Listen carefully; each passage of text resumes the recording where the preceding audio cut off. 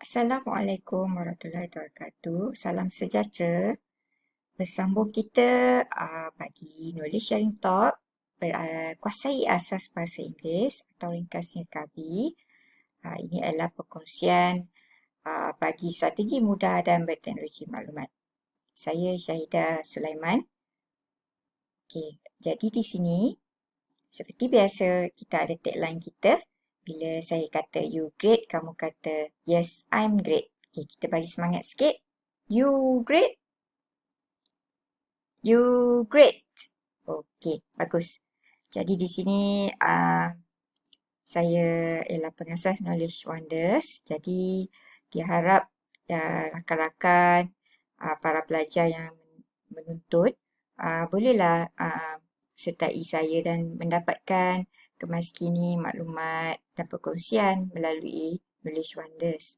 Dan KABI ialah berasaskan buku yang ditulis dan diterbitkan oleh MPH. Bolehlah cari jika berminat untuk merujuk semula apa yang dikongsikan dalam perkongsian pada hari ini dan juga yang sebelum ini dan seterusnya.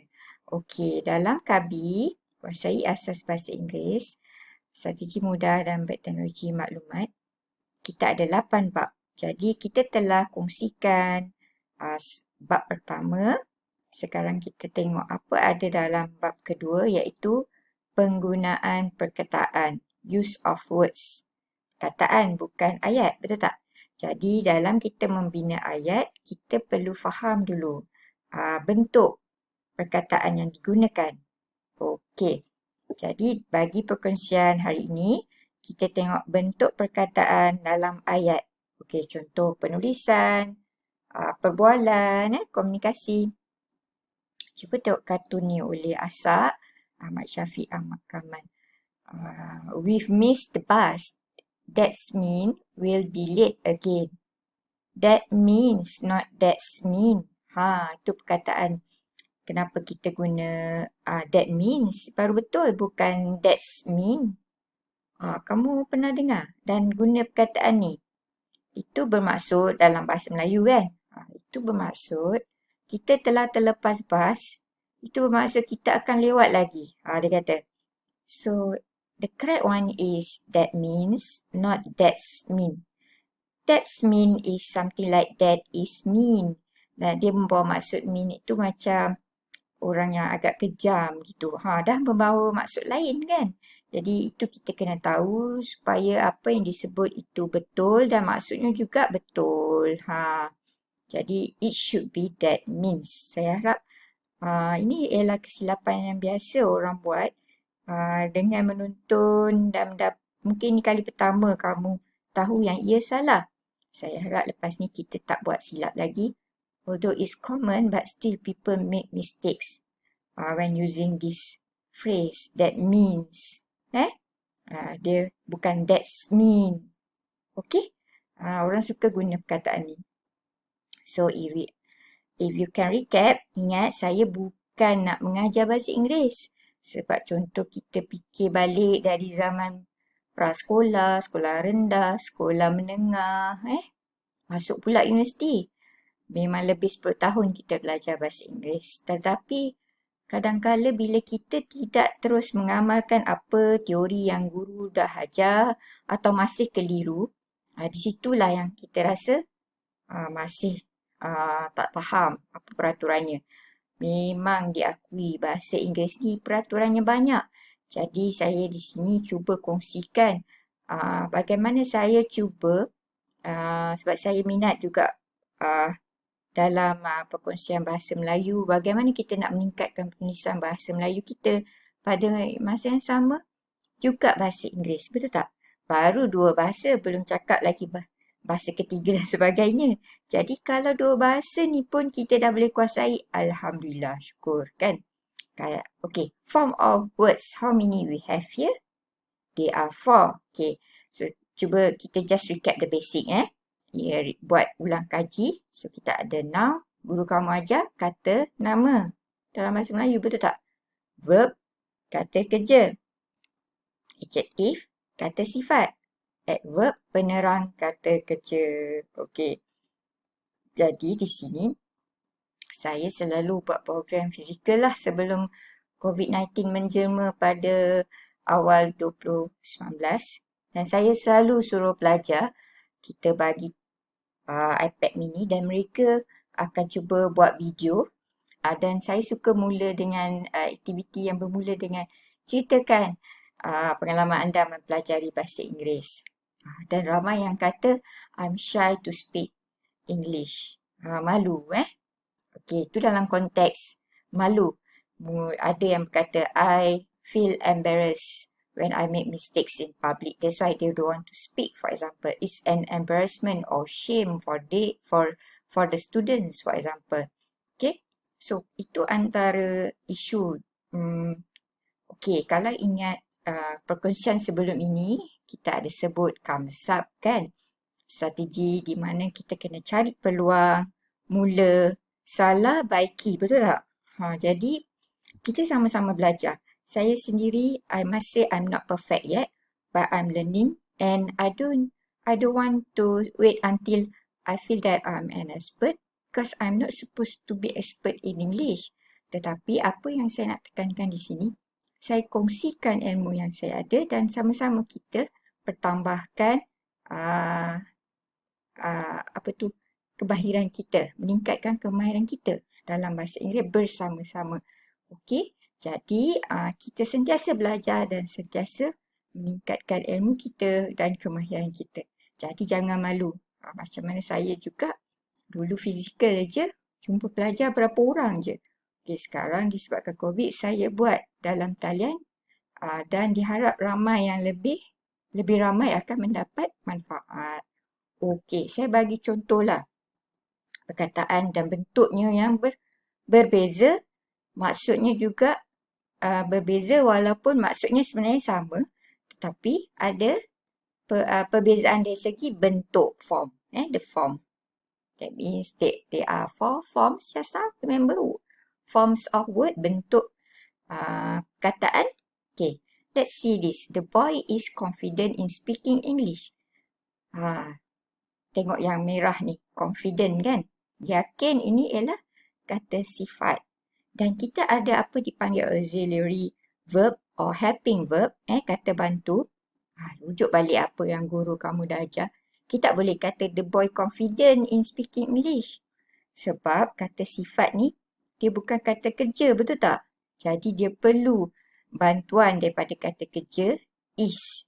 Misalnya, kenapa is bukan sebab singular kan? Itu nanti kita ada perkongsian macam mana strategi nak mengingat semua kata bantu, kata kerja sendiri dan sebagainya. Dalam kita membina ayat. Nanti kita tengok apa lagi strategi yang boleh kita guna, terutamanya menggunakan ICT. Okey? Okey, sekarang kita kata instead of confident, now we have confidence. Nampak beza ejaannya. Ini yang bila saya tanya pelajar, kenapa kamu sertai program ini? Sebab saya ada kongsi sebelum ni, minat dan yakin berbahasa Inggeris. Jadi bila saya buat program tentang minat dan yakin berbahasa Inggeris atau MyBI, bila saya tanya, ramai yang tulis lah. Dia menulis, saya baik suruh mereka menulis. Mereka mengatakan confident, I want to be confident. Tapi ejanya tak berapa tepat. Ada yang kata confident, ENT, tapi merujuk kepada kata nama dan sebagainya. So, ini agak mengelirukan.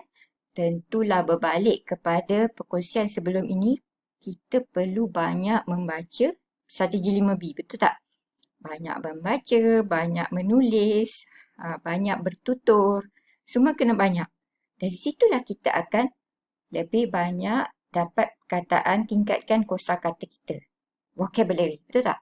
So kita tahu apa beza confident, apa beza confidence. Contoh ni, the boy has the confidence in speaking English. Keyakinan ni kata nama pula. Jadi beza ejaan dan membawa maksud yang berbeza. Dalam membentuk ayat, kamu tak boleh kata the boy is the confidence kan? Dia kena ada kata kerja bantu iaitu has. Mempunyai keyakinan. Keyakinan tu kata nama. And then kita ada pula adverb iaitu penerang kata kerja. So the boy speaks English confidently. Kita nak kata dia boleh berbahasa Inggeris secara yakin. So kita ada kata kerja di sini iaitu speaks. Sebab confidently ialah penerang kata kerja. Jadi kita ada kata kerja di depan dan penerangnya di belakang sini. Boleh? Jadi di sini strateginya ialah bila kita hendak memilih perkataan dalam membina ayat, pastikan dulu bentuk dia. The form of word so that you don't make mistake. Contoh kata kerja tadi, kata sifat, penerang kata kerja dan tentulah kata nama. Okey? Jadi, kalau nak tahu makna secara yang pernah dikongsikan, kita boleh pergi online lagi cepat kan daripada kamus yang tebal. Tapi kamus yang tebal tu pun ada kebaikannya sebenarnya. Tapi kalau kita nak cepat simak macam mana sebutannya kan. Apa contoh ayat, pergi online macam ni. So you can easily see the examples, how to use it. Okay. And then we can also check the differences of any words we want to check. Contoh tadi confident dengan confident tu apa beza maksud dia. So what you can do is just type VS, versus. So you can see the differences. Normally this will be found in forum discussion that are already available on the internet. Okay, so you can just Google that. For example, katalah kita pergi sekejap. Kita pergi confident. Saya nak pergi cari di bawah Cambridge. Apa-apalah yang kamu jumpa kan? Jadi, seperti yang saya kongsikan sebelum ini, kita boleh semak sebutannya. Betul tak? Jadi, di sini ada UK dan US juga. Kita klik audio ni, kita akan dengar perbezaan sebutan antara UK English dan US English, right? Or British English versus American English. So you can click here. Confident. Confident. Confident. Lain beza kan? Tapi it's okay. You should focus on UK. So long we are consistent and when we speak we use UK English, that is fine for you. Okay? Confident. Confident. Nampak kan perbezaannya? Ini yang kita nak kamu belajar. Okay, search terus confidence. Jadi kita boleh sebut dengan betul dan dapat membezakan antara UK dan US. Jadi di sini keyakinan. Tengok sini dia tulis now. Kan? Jadi dia dua benda yang berbeza. Okay? Kita tunggu sekejap, dia masih loading di sini.